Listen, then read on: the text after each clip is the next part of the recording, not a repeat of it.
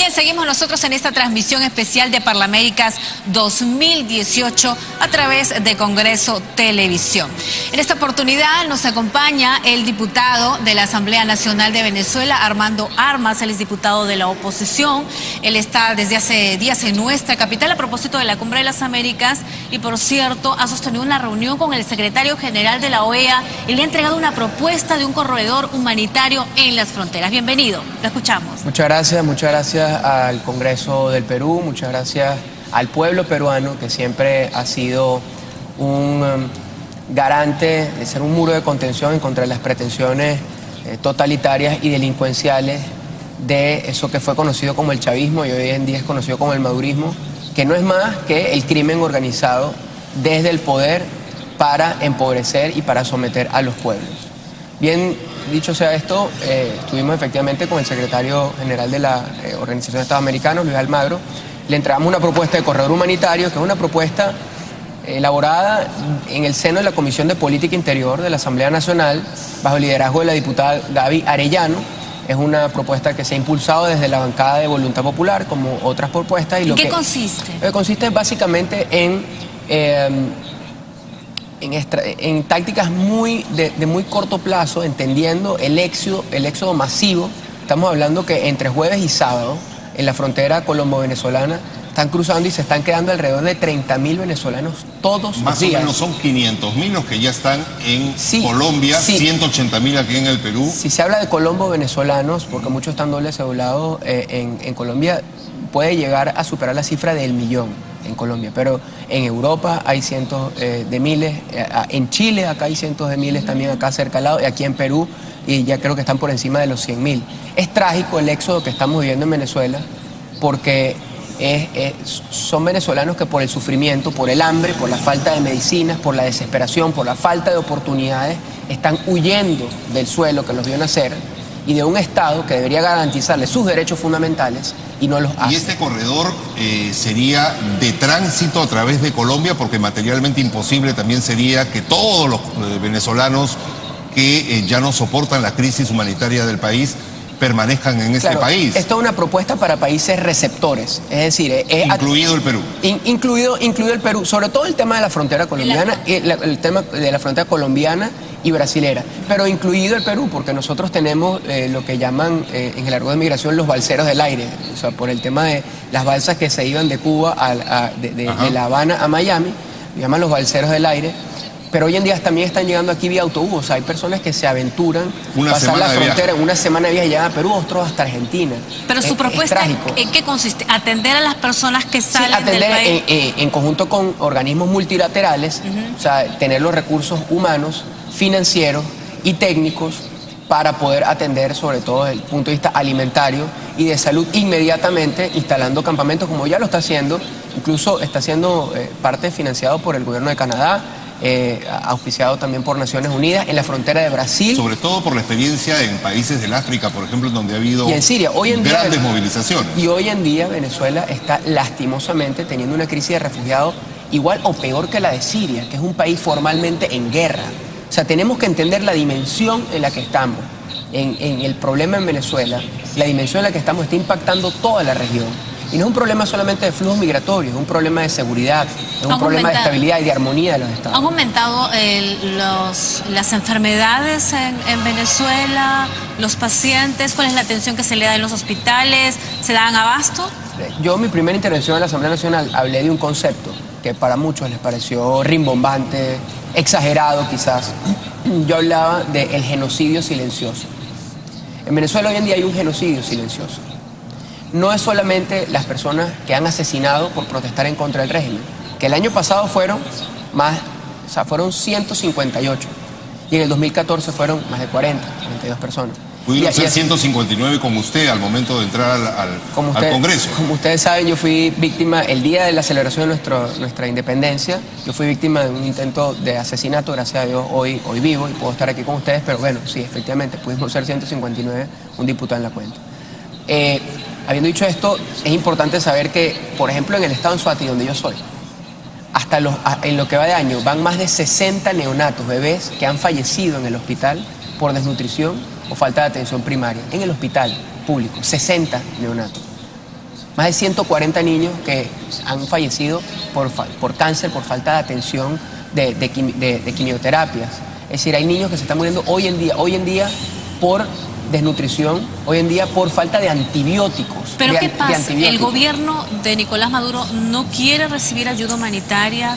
¿Se niega a recibir a organismos internacionales? Sí, se niegan porque además el régimen de Nicolás Maduro y su nomenclatura, sus cómplices, son la personificación del mal en el gobierno. Lo que buscan es someter. Son una minoría muy pequeña que está sometiendo y pretende someter, tienen pretensiones hegemónicas para toda la vida someter a una gran mayoría de la población.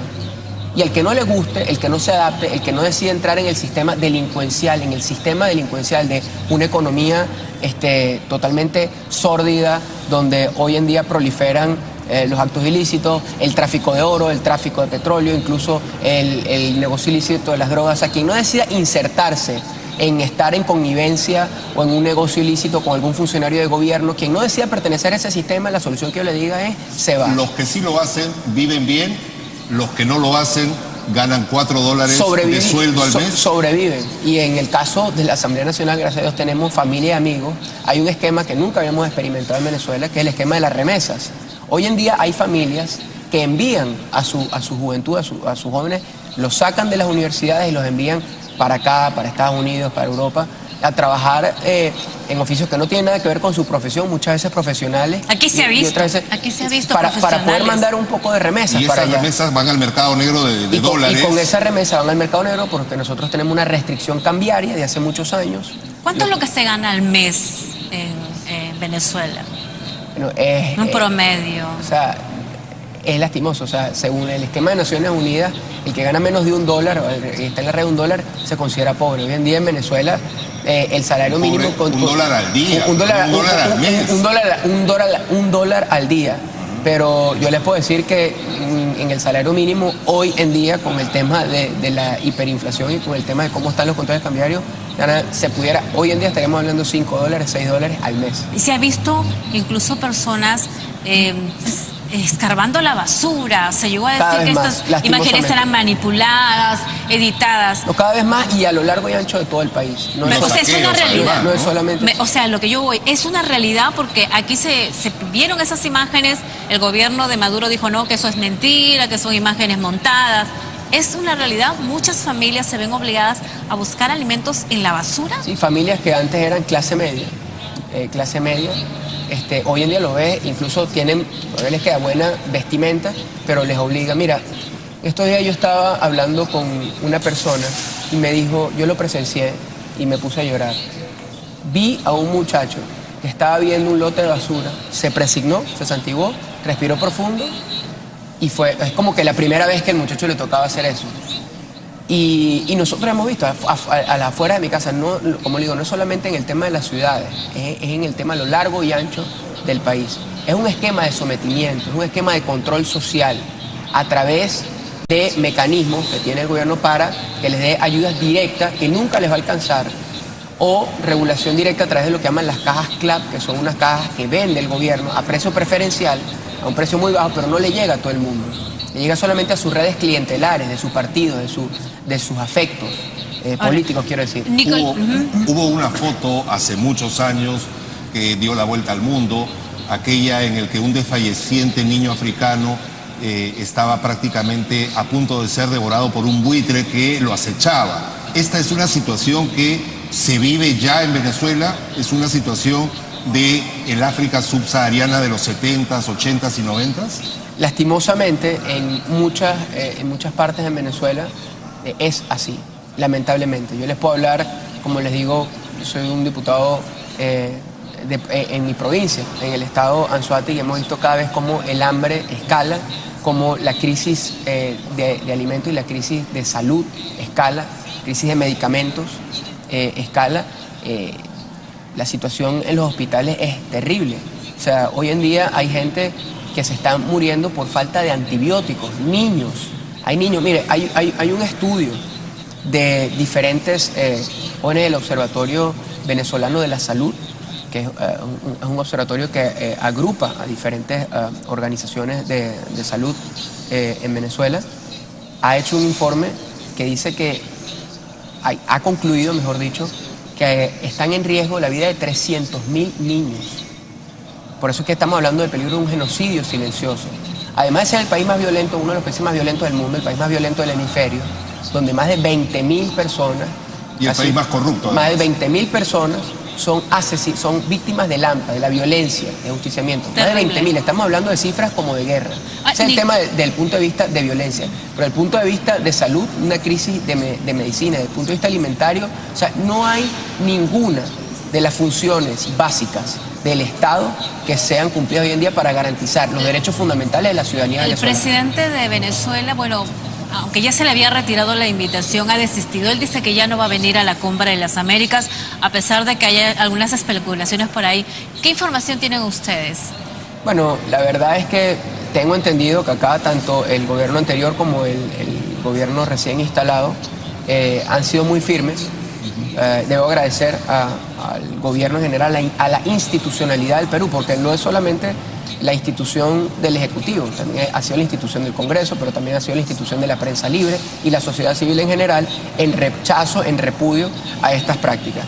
Pero descartado, no va a venir. Creo que hubo una declaración oficial del gobierno que decía que si venía iba a ser arrestado. Por eso hay quienes, bueno, todavía tenemos la ilusión que si eso es así, que venga. Ahora, ¿qué se espera para el futuro inmediato en el marco de las elecciones postergadas? Ustedes, como Voluntad Popular, no van a participar en estas nuevas elecciones. Sin embargo, pertenecen al que se denomina auténtico Congreso venezolano, que obviamente no es la asamblea recientemente elegida. ¿Cómo es el panorama del Congreso entonces en Venezuela? ¿Sesionan dos asambleas a la vez, la espuria y la auténtica? Bueno, no hay reconocimiento de la farsa constituyente. La farsa constituyente, instalada el año pasado en el marco de protestas de calle, el día, por cierto, de esa elección, asesinaron a 16 manifestantes. O sea, eso ha pretendido ser instaurado a sangre y fuego. Esa Asamblea Nacional Constituyente fraudulenta no es más que el instrumento que viabiliza, que instrumentaliza, que instrumenta la dictadura, con pretensiones totalitarias, que no es una dictadura, no es una autocracia donde hay ciertas libertades, no, esto tiene pretensiones totalitarias, se mete en todo y cada uno de los aspectos de la vida del venezolano y tiene como núcleo la maldad pura, el sometimiento. O sea, es grave lo que estamos viendo en Venezuela. En ese marco, esa Asamblea Nacional fraudulenta convocó a unas elecciones que nadie reconoce en el mundo. Las potencias del mundo no lo reconocen. La oposición no está participando. La oposición, y esto tenemos que dejarlo muy claro, la oposición democrática de Venezuela, la unidad que ansía el cambio, los factores democráticos, no estamos participando en un proceso electoral, en este proceso electoral viciado convocado para el 20 de mayo. Los candidatos que hay, que se pretenden vender como alternativa, son parte del sistema, son lo que decimos los venezolanos, un parapeto. Y esto es muy claro. ¿Por qué, por ejemplo, Leopoldo López no le hace, a pesar de esta desigualdad, la guerra al régimen de Nicolás Maduro, participando, decidiendo ir y de repente ganando las elecciones? Bueno, Leopoldo López está preso. Está preso en su casa y está inhabilitado políticamente por, al menos por, según el régimen, hasta 17 años más, o 15 años más, o 10 años más. Con detención domiciliaria. Con detención domiciliaria, pero es una detención. O sea, está preso y tiene sus derechos políticos cercenados. Pero hoy más allá, también lo es Enrique Capriles Radonsky, también está inhabilitado. En ese sentido, es decir, los primeros liderazgos, los principales liderazgos, o que han sido liderazgos de oposición en Venezuela, están inhabilitados. Los principales partidos de oposición hoy en día, o parte de los principales partidos de oposición, están inhabilitados.